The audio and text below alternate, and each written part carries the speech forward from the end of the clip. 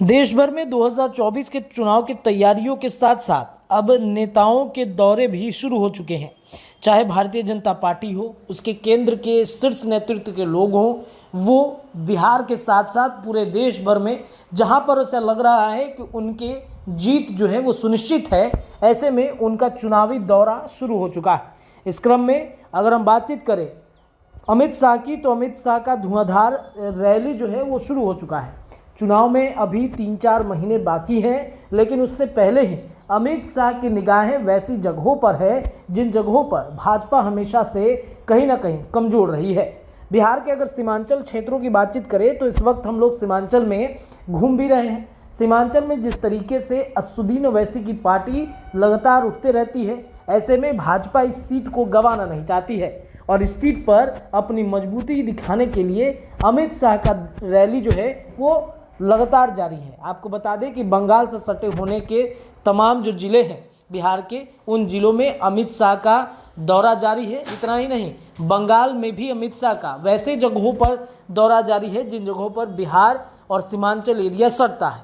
आपको बता दें कि एक तरफ जहां बिहार के कुछ हिस्सों को, सीमांचल के हिस्सों को केंद्र शासित प्रदेश बनाने की चर्चा चल रही है, इन तमाम चर्चाओं के बीच में अमित शाह ने कोलकाता के पहुंच करके बीजेपी के लोकसभा चुनाव के अभियान की तैयारी शुरू कर दी है।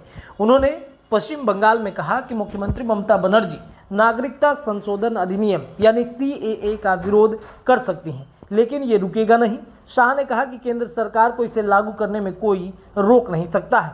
गृह मंत्री अमित शाह ने ममता बनर्जी पर जमकर निशाना साधा है और कहा है कि मैं आह्वान करने आया हूं कि अगर 2026 में यहां बीजेपी की सरकार बनती है तो इसकी नींव 2024 के लोकसभा चुनाव में डालकर मोदी देश का PM बन सकेंगे।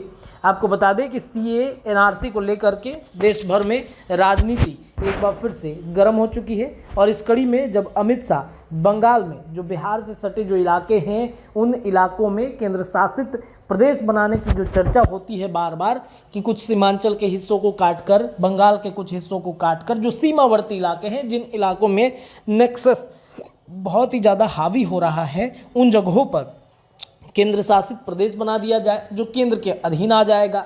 कई विकट परिस्थितियां भारतीय जनता पार्टी के लिए इन क्षेत्रों में उभरते रहती हैं। जो सीमावर्ती इलाके हैं, खासतौर पे अगर सीमांचल की बातचीत की जाए, कटिहार, किशनगंज, पूर्णिया, अररिया, ये तो तमाम कुछ जगह हैं जो बंगाल से सटे हुए हैं या फिर बंगाल से बिहार में जो ज़िले सटते हैं उन ज़िलों को मिलाकर के केंद्र शासित प्रदेश बनाने की चर्चा भी होती रही। इन तमाम चर्चाओं के बीच में CAA और NRC की भी चर्चा देश भर में अब खूब होने लगी। अमित शाह ने जिस तरीके से कोलकाता में पहुंचकर ममता बनर्जी को चैलेंज दे दिया है, ऐसे में अब सवाल उठने लगे हैं कि क्या वाकई में CAA NRC जैसी स्थितियाँ एक बार फिर से देश भर में उत्पन्न हो सकती हैं। अगर ये वीडियो पसंद आई और वह बिहार के राजनीति और बिहारियत से सरोकार रखेनी तो सब्सक्राइब बटन दबा के चैनल के सब्सक्राइब कर ली।